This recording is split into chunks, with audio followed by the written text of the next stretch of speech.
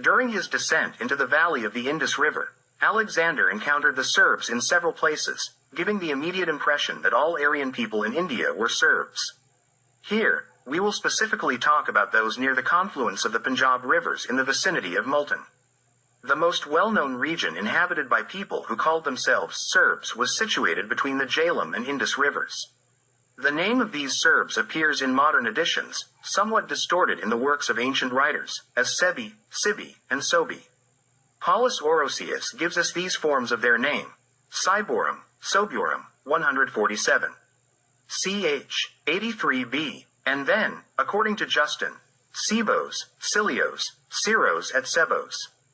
These Serbs sent their envoys to Alexander to declare their loyalty and invite him as their guest, acknowledging him as their king and compatriot.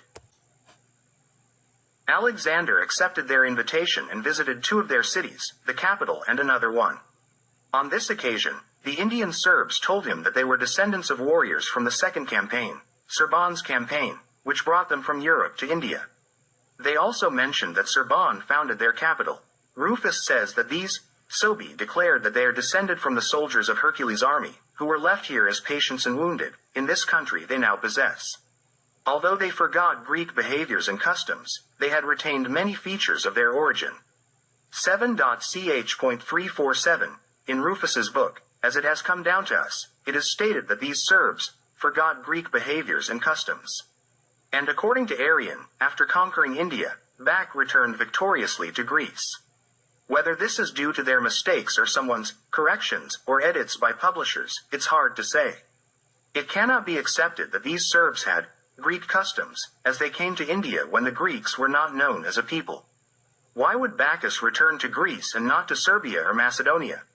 In these expeditions, the Greeks did not participate, and moreover, they denied that these campaigns happened at all. Meanwhile, the Serbs celebrated every third year Bacchus' triumphant return from India.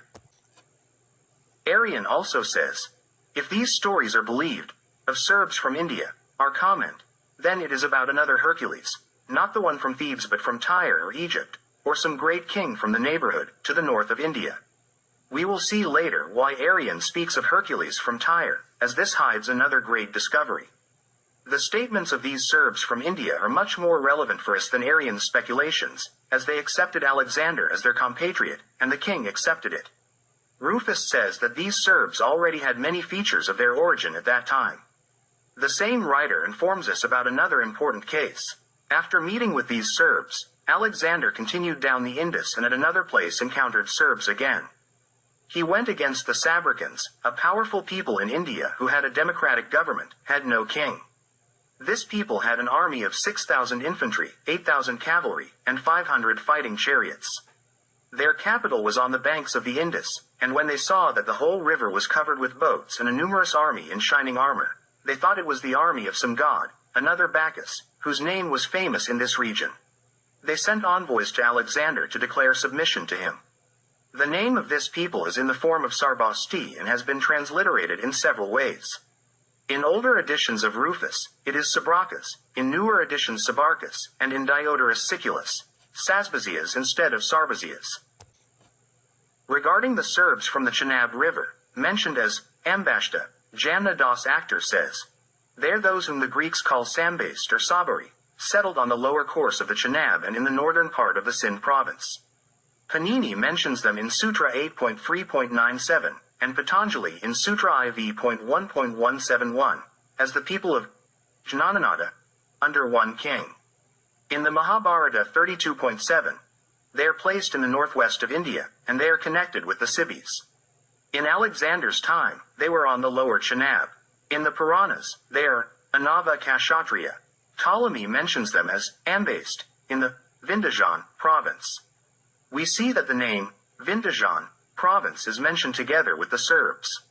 The best representation of the geographical distribution of Serbian tribes in the delta of the Punjab rivers was given by Cunningham. First, he mentions them under the name Sudrakai or Sarakas. He notes that Dionysius and Nonnus mention them as Hudrakai, Pliny as Sidrasi, Strabo as Sudrakai, Diodorus as Syracuse, Arrian and Curtius as Oxidarakai. Strabo adds that they claim descent from Bacchus. Hares from Mytilene says, The name of the god of Indian Aryan Sorodios, means wine drinker. This is the name of the god Serban, Sorbonne Div or Serban Div, and what Hares from Mytilene says, that he was called wine drinker, can only be his nickname. Cunningham comments on this. I infer that the people who boasted descent from Bacchus may have called themselves Sirakas or Bacchidae. The D in Sudrakai I look upon as a redundant addition of the Greeks, which is also found in the Adraste of Arrian and the Andraste of Diodorus. Then he mentions the Cathay from Singala, whose name has been preserved as Kadi to our days and was the same name they had in Alexander's time. Arrian places them at the confluence of the Hydrotes and Assassines, where Curtius places the Sobi, Diodorus the Ibe, and Strabo the Sabae. This must stem from the identification of Sori and Soraka. The former belonged to the Sophites who ruled over the Salt Range Mountains above the confluence of the Hydrotes and Assassines. The other name is related to Shorkot, which is Alexandria Sorian. It is still the capital of the Shore province, located below the confluence of the Hydrotes and Assassines. The Sobi were immediate neighbors with the Sori. The former were in the region above the confluence, and the latter below the confluence of the mentioned rivers. The placement of Sori or Soraka explains Arrian's statement that the Cathay were allies of the Oxydrake and Malians. The Sidrus River is the Hesidrus or Satluj beside which, at 5 miles, were the well-known fields of Sabrayan. Regarding Shorkot, Cunningham says, it is the central region of the Punjab with a city corresponding to modern Jang on the Chenab. Shorkot or Shur. The name derived from Shorkot is Soravati. It is the capital of Sudraka. Shorkot is mentioned by Stephanus of Byzantium as Sorian, which is Alexandria Sorian. This refers to Alexandria in Sorian, founded by Alexander the Great in the Punjab. Alexander encountered Serbs in the valleys of the rivers Indus, Jhelum, Chenab, Ravi, and Satluj. We will discuss the Katima or Hitima mentioned among these Serbs later. Sori and Sobi are the same name, with the first losing the letter, Buka, and the second losing the letter, Ro. The vowels, as, Ocha, Ari, and Uka, are found in the first syllable of the Serbian name, sometimes alternately and sometimes side by side. Upon the completion of the conquest of Asia and during the return to Persepolis, Alexander's entire army transformed into a triumphant bacchanalian procession, celebrating for a week, imitating the conqueror back of Asia. 40.9.35b.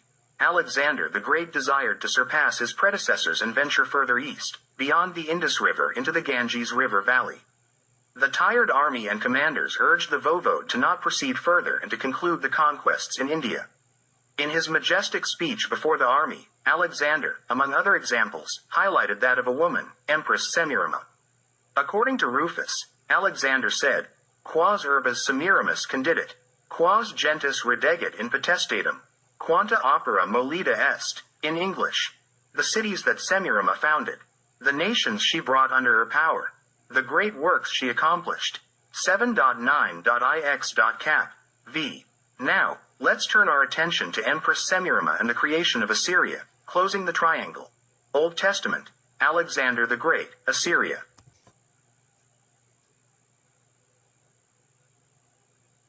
About Assyria, we have 3 main sources of history.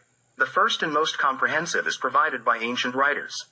The second comes from the Old Testament, and the third source is the discovered cuneiform inscriptions in the last 2 centuries.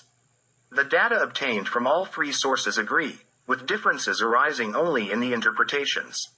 Regarding the timeline of Assyrian history, significant differences exist due to 3 different sources of dates.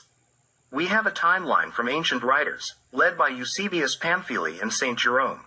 We have an Old Testament timeline, and we have a timeline derived from the interpretation of events mentioned in cuneiform inscriptions. The latter was created in the last 2 centuries, and for this timeline, it can be safely said that it has as many variations as there are writers or readers of those inscriptions. Concerning the Old Testament timeline, we are not much better served. The birth and life dates of the progenitors of various nations are in considerable disproportion to the known history of those nations. The only timeline we can truly rely on, aligning with the main currents of history, is the timeline of Eusebius Pamphil and St. Jerome, upon which we base our understanding. There were 3 Assyrian empires. The first was founded around 2000 BCE, the second in the 14th century BCE, and the third around 800 BCE. The first empire had its capital in Babylon, and many believe that it wasn't called Assyria at that time. The second empire was the actual Assyria, and the third was a revival of the second after its fall. The founder of the first Assyrian empire was Nino-Belov, who was also the founder of Babylon. Ancient historians provide information about Nino as a great conqueror, who conquered all of Asia Minor, Armenia, and Media. He conquered lands around the Black Sea and the Caspian Sea, a part of southern Russia, and all the regions of modern Iran and Arabia. He conquered modern Afghanistan and India up to the Indus River. He married Semiramis, and after his death, she inherited the throne as an empress. The first Assyrian imperial dynasty originated from them. Semiramis completed the construction of Babylon and many other cities. She is the empress whom Alexander the Great highlights as an example. Nino is the first great conqueror of Asia whom folklore personified as the god Bak. Nino is the son of Belo, and Belo is a god, Belbog, the white god of ancient Serbs and later Slavs. Belo is the same as Bak, and Nino, the son of Belo, embodies his father once again, as the god Bak. Nebrod from the Old Testament is Nino, or Bacchus. Primi quo cui Babylonus candidatus Nebrodami and octorum literae Hebrorum his verbis. Choose Nebrodum genuit, codus arm. Choose est Ethiopsa quo procreatus creditor Nebrodus, qui, ut scriptura, coepit esse gigas in terra. Is erat gigas venator coram deo, und dictum manavit, quasi Nebrodus gigas coram deo. 3. Saint.144, 5. The first one who founded Babylon was Nebrod, for whom Jewish records say, Cush begot Nebrod. Cush is an Ethiopian to whom the birth of Nimrod is attributed, who, according to the Holy Scripture, was a giant on the earth. He was a giant hunter before God, hence the saying, like Nebrod, a giant before God. In Izarod, it is clearly stated that Nimrod was the first to become powerful on earth, the first king and ruler of the then-known world, which corresponds to the Serbian tradition of Bak. Also, he was a giant hunter before God, also refers to Bak. The old name of Bak is Zagreus, Zagres, which means a powerful hunter. 2. I.Cap. 2. In ancient Crete and in Sorbiism, Orphism, Zagreus is the first Bacchus, the oldest Bacchus. By this name, he plays the role of a hunter, specifically a giant hunter, just as he is called in Izarod. The mountain range northeast of the Tigris River, on the border between Media and Assyria, is called Zagros. From that direction, Bak, or Nimrod, entered Mesopotamia. Bochartis, Boshar, says, Nimrod cur dicitor Bacchus, corsum illi Tigres, and Nebri, and Nebrodis nominat Zagre. 2. I.Cap. 2. This means, Nimrod, or Nebrod, also mentioned as Nemrod, is also called Bacchus, Tigr, Nebar, and Zagreus. The learned Bochartis further states about Nimrod. Nimrod Bacchus veterum. Nimrod, Gibber. Id est, potens. Nimrod regionum trans Tigridinum, quae ex illorum nomini choose Hebraeus, et chuth Chaldeus, et Kioia Grecius, et Persis choose estin dicta est, id est, provincia choose. 2.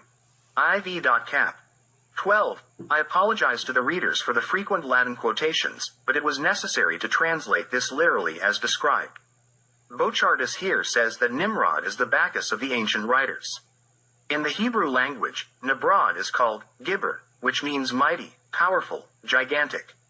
Therefore, Eusebius and Jerome translated it as gigantic, monstrous, and we have adopted this translation. Regarding the region of Nebrod, from where Nebrod came to the Tigris River Valley in Mesopotamia, it is the area across the Tigris on its left bank, at the foothills of the Zagros Mountains in Media. This region across the Tigris was called Hus by the Jews, Huth by the Chaldeans, and Kissia by the Greeks. The Persians referred to the same region as Khuzestan, a province of Hus. This discovery by Boshar finally explains why the Old Testament states that Hus begot Nebrod. Nebrod came from the land of Khuzestan, which is one province of Media. We have now established who Nebrod was, what it means for him to be the first mighty one on earth, the meaning of being a gigantic hunter before God, and the significance of Hus begetting Nebrod. Now, let's move on to the first great campaign.